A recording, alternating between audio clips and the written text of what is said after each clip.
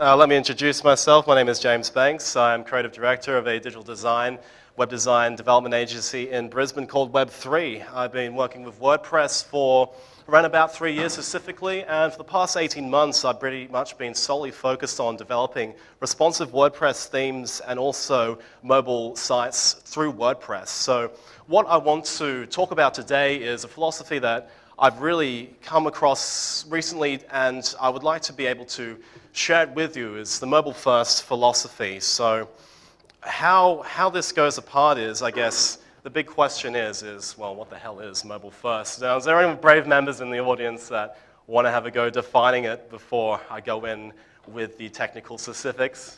Yeah, sure, go ahead.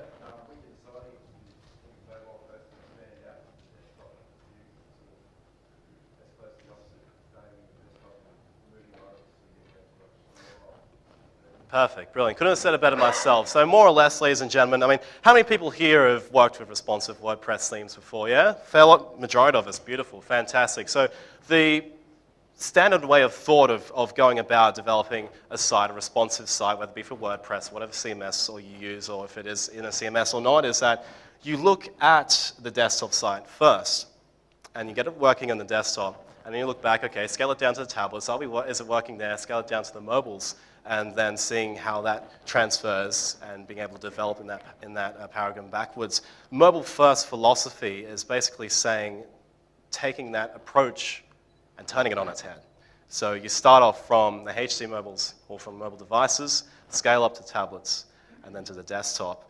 Now, why you would do that, I'll be covering that a little bit later, but basically what I want to cover in the 15 or so minutes I've got left today is how to effectively plan a mobile-first build, and also tips from experience working with a lot of mobile stuff on WordPress, some advice, some tips towards what makes effective mobile design, and also how to effectively develop for mobile devices. And it really is, this is just an introduction to it. The topic in itself I could talk about forever, but simply just don't have the time today, unfortunately. But it really just is the best practices that I've found that are the most effective. Before I get started though, ladies and gentlemen, show of hands of who here owns a smartphone. Pretty much, I'd assume everyone in the audience. Yep, everyone. Okay, how about tablet devices? Anyone got an iPad? Android tablet? Yeah, pretty much everyone as well. Wow, that's fantastic. And is there anyone here that specifically develops for mobile?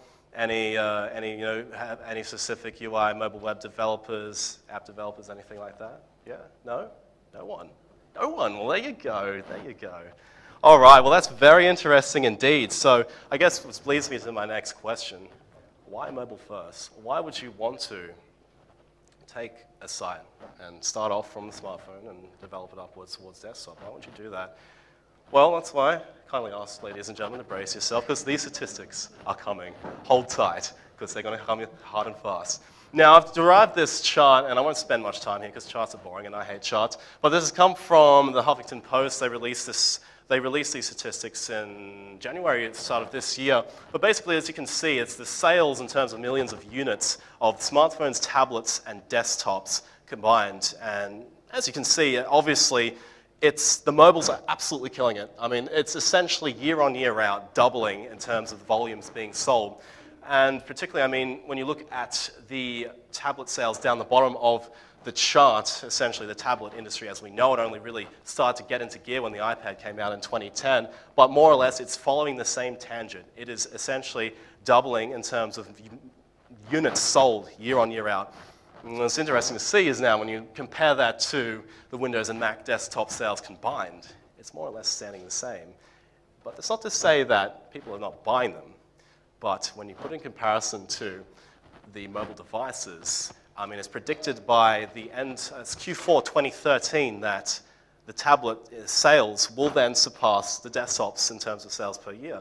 So there's a big debate, and I think the mobile-first philosophy really divides opinions and creates a lot of controversy in the industry as to, is it worthwhile to do it, or is it not? Is it just a bunch of crap? Is it actually got use in terms of where the industry is heading? And when you see something like this, and when you see, really where desktop's always going to be there. There's people talking about the post-PC era that, desktops are just going to fade away and become an archaic legacy technology.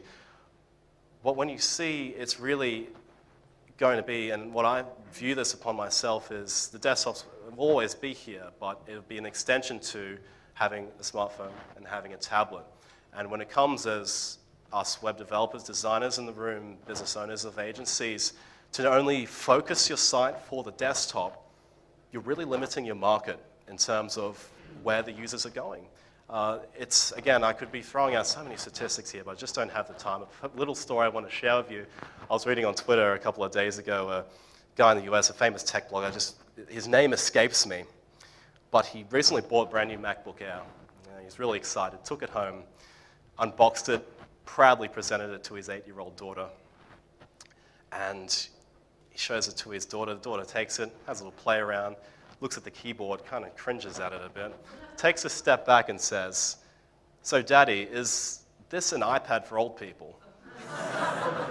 And it's interesting to see the mind state of what technology and the effects of these devices are having on the premise of people's way that they perceive technology. So it's something that I feel is going to be incredibly interesting over the next couple of years, and how this is going to change the industry and how we approach developing sites to meet the evolving way people are accessing, consuming information over the internet. So just projecting into the future, I was going on that tangent before, but basically by 2016, it's predicted there's going to be 10 billion mobile web-equipped devices in circulation. That's going to exceed the population prediction of 2016 which is going to be 7.3 billion. So that's approximately 1.4 mobile devices per person in the world. Staggering, staggering.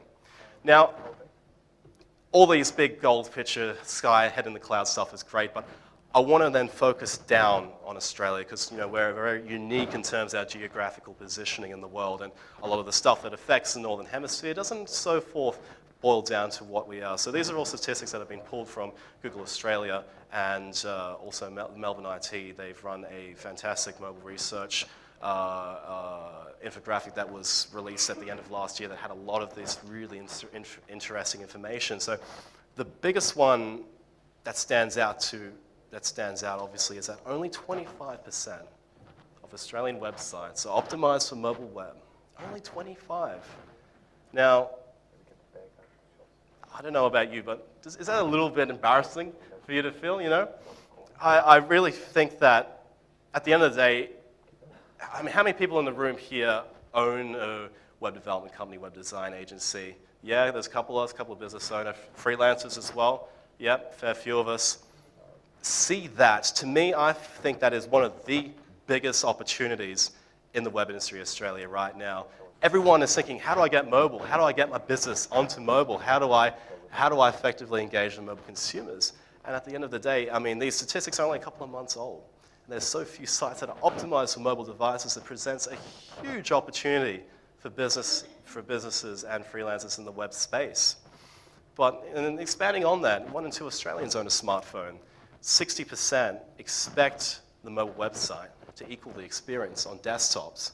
And 57% of consumers will not recommend a poor mobile website and will then, and henceforth, 40% will go to a competitor's site if your mobile website is poor. So if it's not even optimized, your competitors, well, you're basically sending your users to your competitors. And it's something that I feel particularly the way that the industry is heading, that this is a fantastic time to be able to go forth and be able to understand what makes a great mobile site and why the mobile first philosophy would fit in to be able to deliver these kind of websites.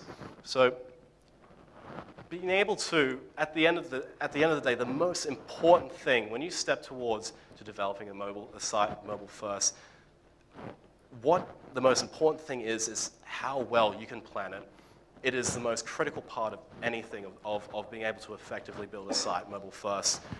Why? Because, well, at the end of the day, okay, your standard resolution that you're developing for a desktop is around about 1024 by 768 pixels.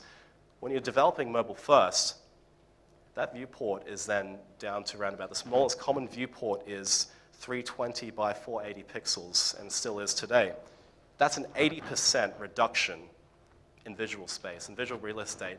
You have 80% less room to fit on all your stuff on the desktop site on a mobile site.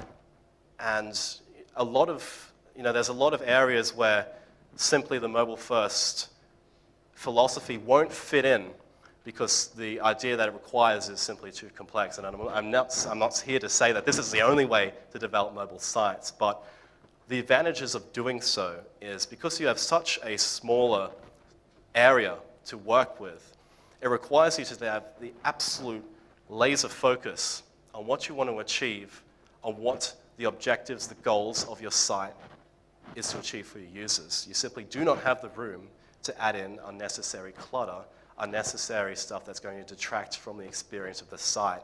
And that's the primary advantage of why you would look towards developing a site mobile first, is to have that laser focus, that simplicity, that easy to access, direct access to your content. And I'll be giving more information towards this later on in the next couple of slides. But as I said, the most important part out of it all is the planning stage.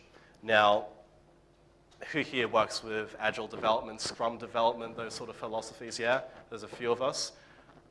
Again, this is what I found working in this space has worked the most effective to me. It's a simple 3-step process. Do we have any software developers in the room? People who work with software specifically are familiar with use cases, user stories? Yeah, a few of us? Yeah, fantastic, excellent. So the first thing you want to do is gather the requirements. What actually do your users want?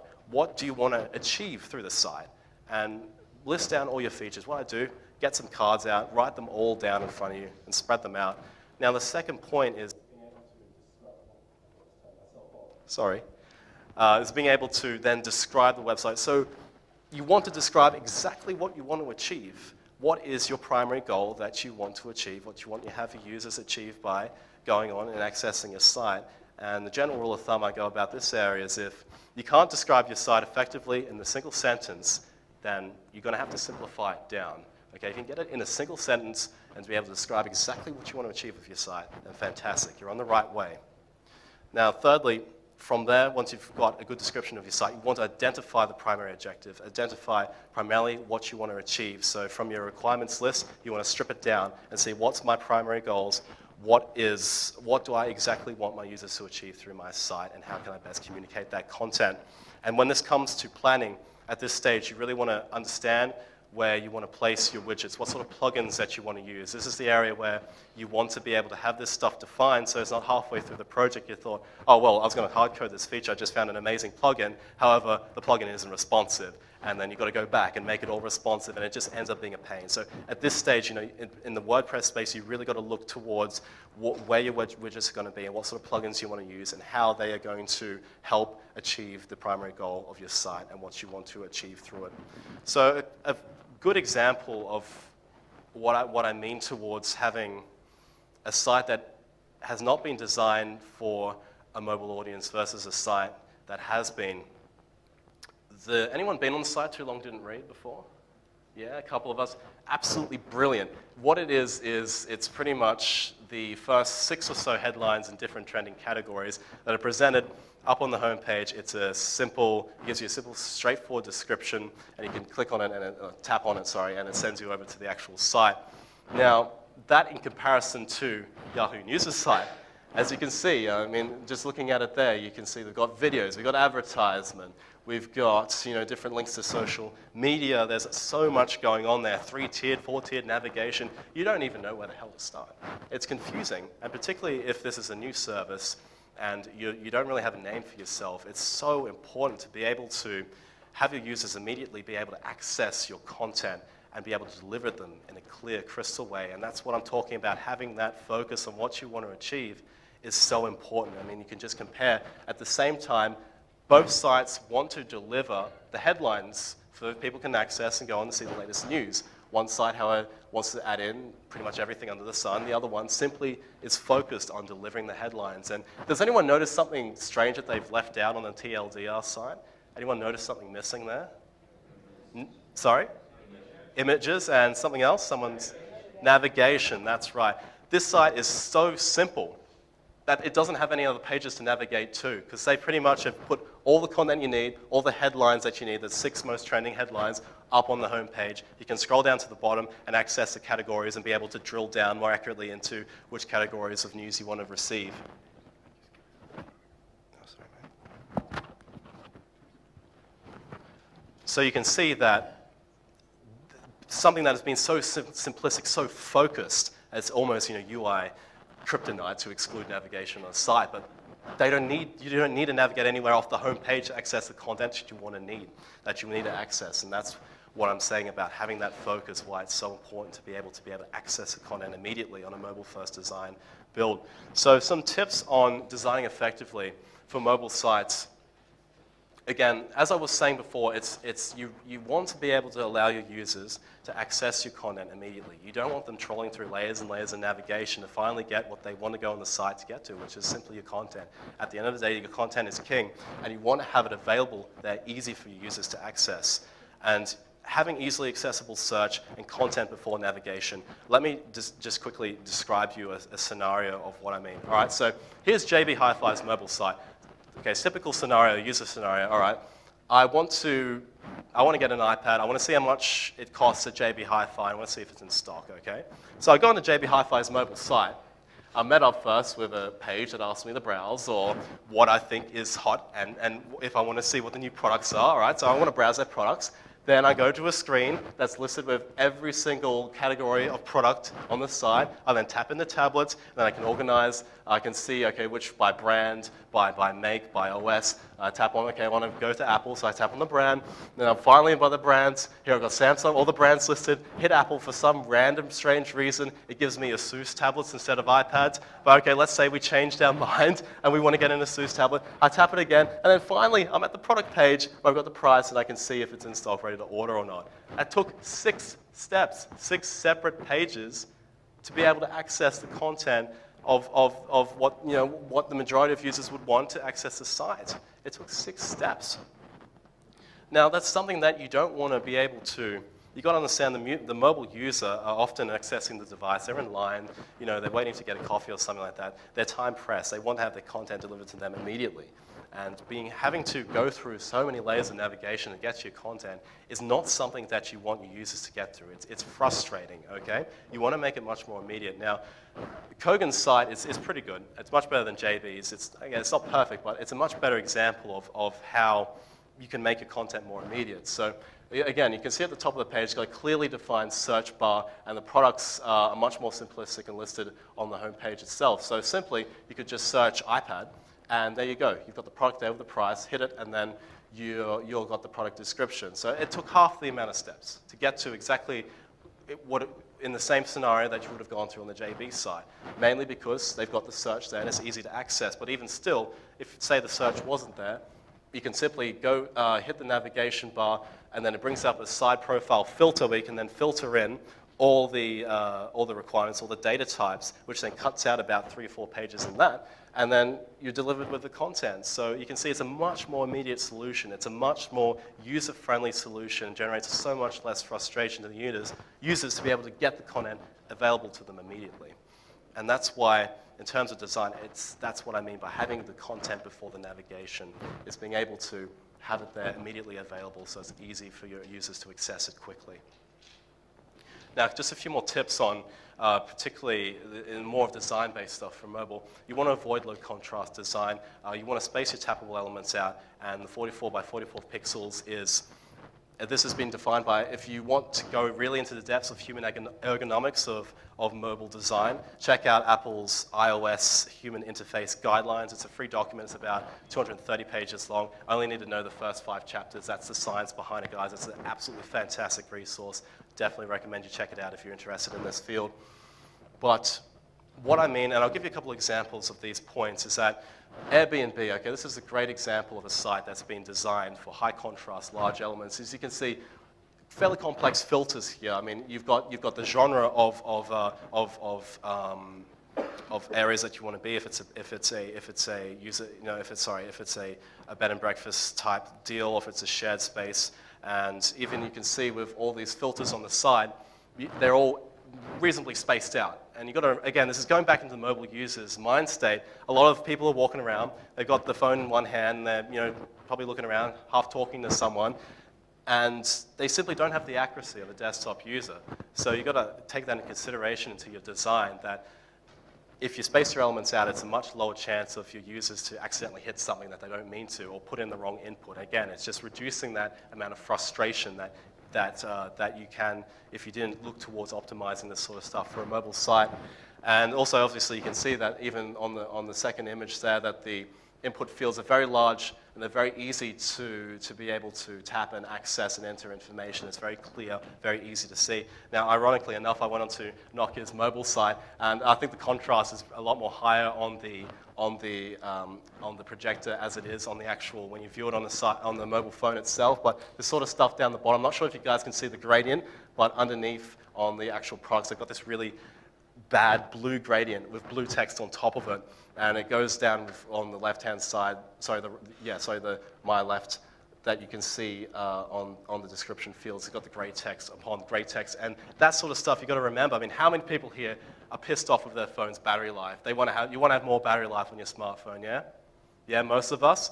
So when obviously, who here then turns down their screen's brightness to save power? Yeah, pretty much everyone. So you got to remember that you're dealing with a screen that has a lot less brightness than your typical desktop user. So you've got to think about this in your design. You want to aim for high contrast so that the user can actually see what the hell you're putting on your site. And you have to be able to put yourself in the mindset of being in the mobile user's shoes and being able to see the unique atmospheres and scenarios that they are and how to effectively design your site towards that. Now, quick couple of tips on the small amount of time I've got left on mobile development, some tips on mobile development. So above all, the number one thing that you have to target for is you've got to build for speed. It has to be quick. More often than not only the mobile network connection speeds are slower than your typical plugged-in desktop connection speed, but you also have to factor in that the frequency of the connection is constantly changing, okay? So it's when you're accessing a site on a desktop, more or less the speed is going to be around the same unless you're downloading 1,000 torrents on uTorrent or something like that. But particularly more so on the mobile devices is that, again, it's a solid connection. You have to make the site load quickly, and that is the most important thing. And at the end of the day, if you can get the site loading fast on mobile devices and you're testing it to load fast on mobile devices, it will be absolute lightning on the desktops, absolute lightning. And again, it's one of the advantages of why you're planning for a mobile-first design build. It can have the advantages filter down, cascade down to the desktop site. And then some other tips here: reduce HTTP access requests and placing the mobile media queries at the top of the CSS. I'll cover that in the next slide. But basically, reducing your HTTP requests. How many people here have used the theme of Theme Forest? Fair few of us, yeah? Okay, now, again, it's a great resource. They've got a lot of good themes on there. I've used quite a few myself. But I noticed that it's at the end of the day, people buy mainly the themes are geared towards selling features. So the most feature-rich themes are generally the highest selling ones. Now, what you get, and you open up the theme in your code editor, they've got about 15 different libraries of JavaScript, all these CSS files everywhere. Now, you've got to understand that each individual file is an individual HTTP request that your mobile device, any internet-connected device, has to make in order to connect and access that file. Now, at the end of the day, when you finally have finished building a site off Theme Forest, you're not even using half the damn features in the site, in the actual WordPress theme. So not only should you remove these to get your HTTP requests down, but you should actually look to then combining your CSS JavaScript files into singular files, or being able to simplify it as much as possible to reduce the number of individual HTTP requests that your device has to make. And if you can do that effectively and efficiently and cut down the individual quests to a single-digit number, less than 5 or so, then you can notice a significant increased speed. And it's something that it's easy to achieve. You just got to make sure that, of course, you're not getting too drilled down that it becomes inaccessible. But just being able to reduce the amount of requests needed is something that is easy to do, and it can see a significant performance increase on load times on mobile devices. Now, just touching on the point of placing your mobile queries at the top. Now, okay, most of us have worked with responsive themes in the room before. Okay, so on this side, you can see typically this is the responsive media queries are usually set up in most themes. Yeah, there's people familiar with this layout. Yep, most of us. Okay, so what I mean by putting your mobile, skipped one over, putting your mobile styles at the top of it is that what this is saying is that it will first load the CSS for the mobile device first. And then once it goes down to min width 960, which is typically your desktop resolution screens, then it loads that. So basically, okay, I'll put it into, it's a bit hard to explain effectively, but who here has opened up a mobile site and have seen it load the desktop, and then all of a sudden it snaps in and then loads in the responsive site, yeah? Have you guys, yeah, we've seen that happen before, right? That's because the way it's reading the style sheet, it's loading the desktop styles first, then goes to the tablet, and then snaps in and loads the mobile styles at the bottom. Now what I'm saying is that, okay, we're taking the assumption that the mobile speeds are slower than a desktop connection and have got a much more variance to be slower. If you place them at the top, then that way you get the mobile styles are loaded first and are immediate. And it's an easy way to make your mobile sites load quicker. And then that way, it's serving the mobile CSS first. You don't have to wait, and you don't see that weird lag between it, and then it loads in. It happens immediately because it's the first styles being loaded at the top of the style sheet. All right, I'll just quickly run through optimizing for media. So again, most people here, I would assume, would obviously reduce the quality of their images before saving it to save file size and that sort of thing. That's fantastic if you do.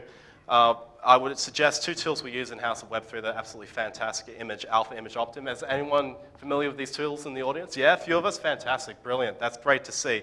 So Image Alpha will, I always get these two confused, but I'm pretty sure, no, that's right, no, it's got it. Image Alpha will, with your PNGs, will reduce the color swatch palette down to a sample that it takes on the images. So usually you save it your PNG 24s with a 256 color palette, whatever it is. It'll then sample it down and reset, do it automatically to have a much more compressed color palette. And particularly if you're dealing with large image-heavy sites, can save a considerable amount of space by doing this. Image Optin will strip out unnecessary image data, and it will do it for you automatically. So you all sort of, when you're editing images, it throws in all this additional tags and crap that you never really would need. You run it through this application, it strips all that crap out for you, and it can save a considerable amount of space when you're dealing with a lot of media, and it's very easy to use. All right, guys, so I'll just start summarizing key takeaways for this talk. So mobile first planning, again, you want to clearly define your requirements, plan for what is only required, avoid bloat and irrelevancies, have a clear goal in mind, and by having that, it'll help you to choose your right foundation, whether it be a theme, whether it be a framework, whichever way you want to take on with the WordPress approach. For mobile design, you want to have your content available immediately.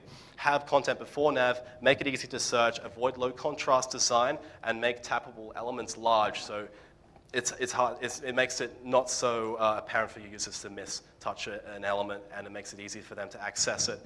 All right, so mobile development, you want to build for speed, the most important thing. You've got to have your site, it has to load quickly. You want to have your media query, place your media queries at the top of the CSS, keep HTTP requests to a minimum, optimize media, use CSS3 whenever possible, but make sure it degrades gracefully, all right, so you don't lose our backwards compatibility for the Neanderthals on IE 7 and 8. They do exist. As much as we want to kill them, they're still there. And remember, ladies and gentlemen, just to keep it simple, again, like I said at the start, the mobile first philosophy is not suited for absolutely everything, and I'm not saying it is. If your idea, your concept, your website can be achieved through a laser-focused goal, a laser-focused target, and have that simplistic idea put forward throughout, then this is something that you could really strongly consider in the future to implement in your workflow, and being able to deliver a simple laser-focused site will not only have your content accessible immediately and much better please your users, but in terms of speed, in terms of optimization, in terms of how quick your site will load, there's so many benefits that it can entail if you do choose to take this path of development. So I'll just summarize up, ladies and gentlemen. I've kind of talked for way more than I should have just then, but if we don't have any question time, then just shoot me an email, james@web3.com.au, hit me up on Twitter. More than happy to answer any questions that you have. If you just want to talk tech, always happy to. And yeah, there's just some resources down the bottom that I mentioned throughout my slides. So Google's mobile playbook, fantastic if you're a business that wants more information to get onto the web. Again, Apple's iOS human interface guidelines, free PDF, first 5 chapters are UI UX gold for mobile devices. And also Luke, I can never pronounce this right, Wroblewski, his book on mobile first is pretty much the foundational principle. It is what everything is quoted for in the mobile first philosophy, and it's an absolutely fantastic resource that covers a lot more in depth on the small amount of time I had today to be able to just give you guys a little bit of an introduction on it. If you're looking to more in-depth information, check that one out. It's absolutely fantastic. And just a couple of credits to show that I haven't ripped off all those images off Google Images. I got them off Flickr. And yeah, that's about it, everyone. So thank you very much.